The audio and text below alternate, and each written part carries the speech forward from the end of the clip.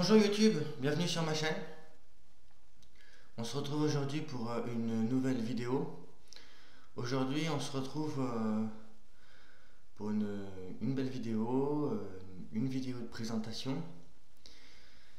Cette vidéo sera consacrée en deux parties. Vous allez trouver aujourd'hui, à l'heure où vous voyez cette vidéo, la première partie intitulée la présentation de l'arme en question, et la seconde partie qui sera un essai au stand avec diverses munitions dans diverses configurations.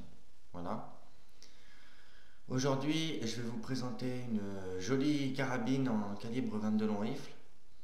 Il s'agit de la carabine Browning BL22. Voilà. Donc, c'est une carabine à levier de sous-garde qui a l'avantage d'être en 10 coups, on va dire actuellement en France. Voilà. C'est une très belle carabine qui est réalisée, qui est un très beau compromis entre les Norinco qui sont bas de gamme et qui sont absolument pourris, et les Winchester 94-22 ou la fameuse Marlin à répétition, à levier de sous-garde, qui sont des belles carabines mais qui sont difficilement trouvables dans le marché. Voilà. Donc je vous laisse pas plus de baratin, et ensemble on va regarder cette carabine. Voilà. Et par la base, hein, comme je suis un petit peu, je joue un petit peu avec vos nerfs, lol. On va, euh, on va d'abord commencer donc par la boîte de la carabine, puisque c'est une carabine que j'ai décidé de m'offrir à titre personnel. Voilà, on va quand même vous la présenter en ordre. Donc, Browning BL22. Donc, ça, c'est la boîte de l'arme. Que trouve-t-on dans la boîte de l'arme? On trouve. Voilà. On trouve un. Donc, vous savez, pour ceux qui me connaissent, c'est pas mon kiff de vous faire de vous faire des présentations de boîtes, de vous faire des trucs comme ça. Mais bon, j'ai acheté l'arme pour moi, donc je vous en fais la présentation avec la boîte et compagnie. Donc là, on a le petit livret, la petite notice avec Browning, tatitata. Voilà. Là, on a un verrou de pontet qui a la particularité d'être un verrou de pontet spécial pour cette carabine. Il est inutilisable. Pourquoi il est inutilisable? Parce que je trouve il est particulièrement mal foutu. Et puis moi j'en ai vraiment pas l'utilité, donc je m'en servirai pas.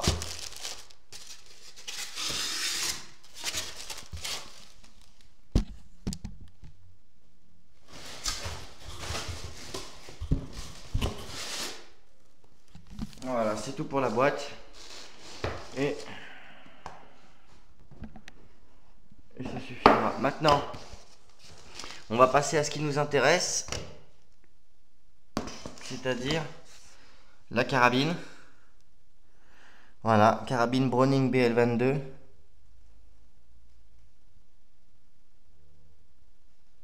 Carabine à levier de sous-garde.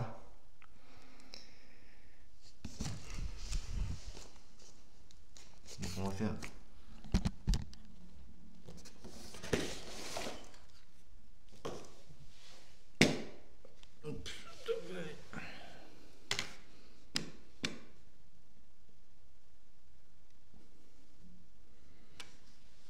Vous allez mieux la voir comme ça. Donc, comme toujours, on va contrôler que l'arme est vide. D'accord? La sécurité en prévaut toujours.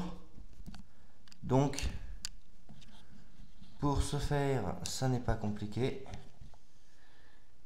On va Ça va me permettre au moins de vous montrer ça. Pour vérifier que l'arme est vide, là vous voyez, vous avez un petit bouchon. Vous tirez.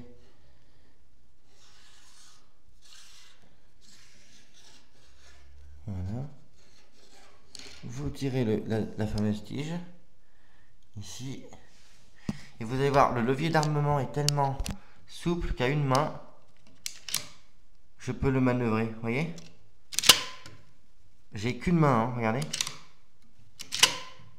Alors certains vont me dire, mais ton levier de sous-garde, il est bizarre. Il est vachement court.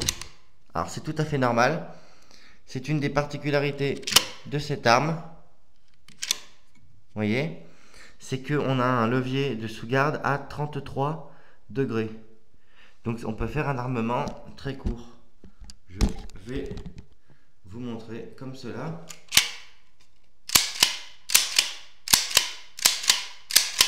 Tac, tac, tac, tac. Vous voyez? On a un armement qui est très court. Voilà. Je vais vous la montrer de l'autre côté. Voilà. Voilà.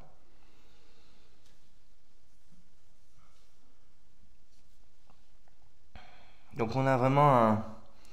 Donc on a un guidon comme ça. Et un autre élément de visée. Une hausse comme cela qui est masquée par la lunette. Donc la lunette, moi que j'ai montée dessus, est une lunette Walter en 3,9 par 40, une petite lunette de calibre 22 qui est pas trop chère. Alors il faut, vous voyez, regardez, je vous montre ça. C'est pas pour rien si je vous montre ça, regardez. Les colliers de serrage de la lunette.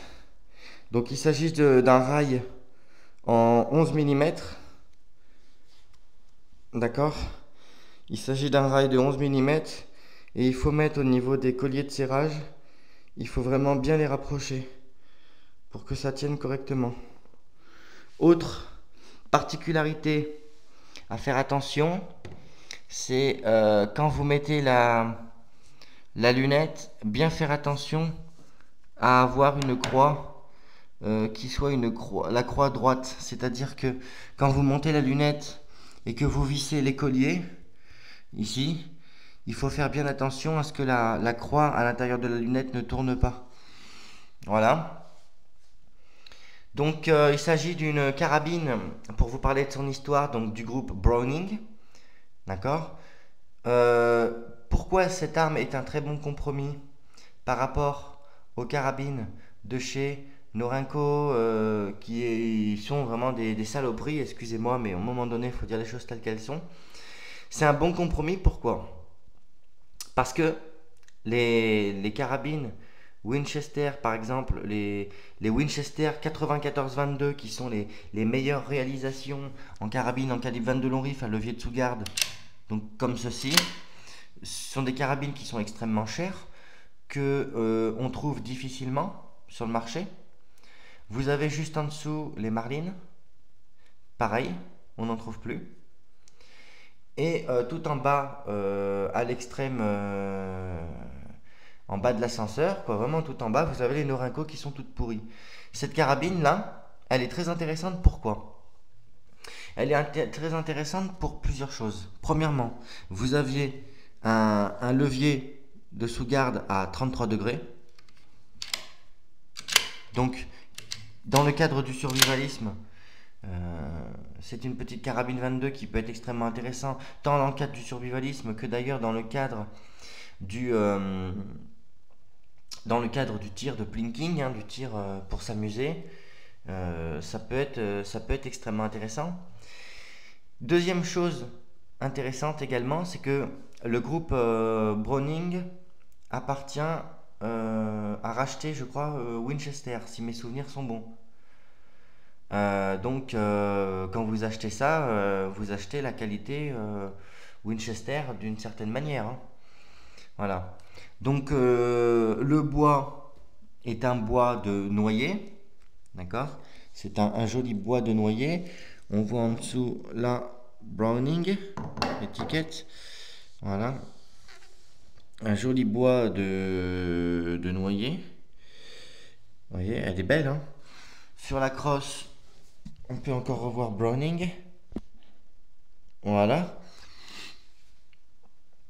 Petit inconvénient donc de cette arme, à savoir que cette arme d'origine, et j'en dirai pas plus, d'origine, cette arme est en 15 coups.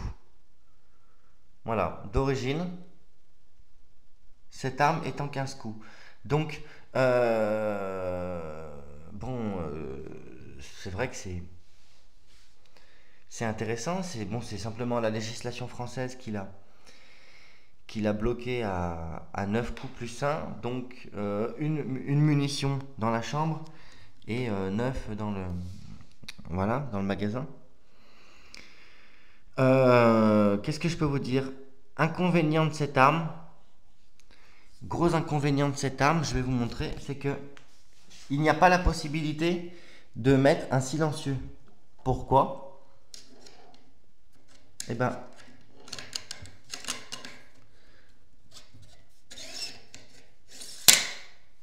tout simplement parce que au niveau du canon, si vous filetiez le canon pour mettre un silencieux, ça serait trop près du magasin ici, là. Vous voyez?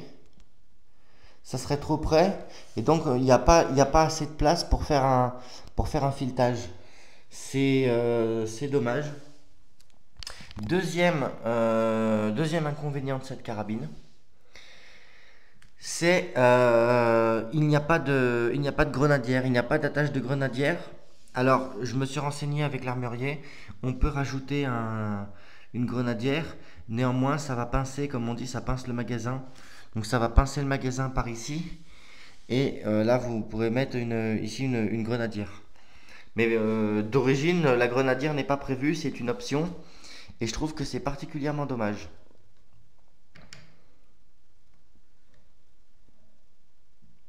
Voilà. Et un troisième défaut, c'est la détente. Je vais essayer de vous montrer. La détente, elle est extrêmement dure. Alors je vais le faire qu'une seule fois parce que en 22, faut pas percuter à vide. Mais regardez, elle est assez dure. La détente est à 3 kg apparemment Il paraîtrait que nous sommes, selon ce que j'ai pu voir, apparemment on serait à 3 kg de pression sur la détente. À savoir que je n'ai pas fait moi-même la vérification. Je n'ai pas moi-même vérifié, j'ai pas eu le temps. Ça fait pas si longtemps que ça que j'ai cette arme. Voilà. Donc on va, bien sûr, on va aller essayer cette arme sur le terrain. Autre précision que je vais quand même vous montrer, ça peut avoir son importance, c'est que cette arme dispose d'une possibilité du chien, tac, comme cela, à demi-armé. Alors vous allez me dire à quoi ça sert? Eh ben ça sert tout simplement à ce que lorsque vous pourrez par exemple en stand mettre une munition dans la chambre de l'arme, remettre votre arme à demi-armée et continuer de remplir votre magasin. Voilà. Mais sinon, cette arme a l'air très sympathique. Et j'ai hâte d'aller l'essayer au stand. Donc, je vous retrouve la semaine prochaine pour la deuxième partie de la présentation de cette carabine. La semaine prochaine, on se retrouve au stand et on va faire quelques tirs. Voilà. Je vous souhaite une très bonne semaine. Je vous dis à la prochaine pour de nouvelles vidéos. Et selon la formule consacrée, bon tir.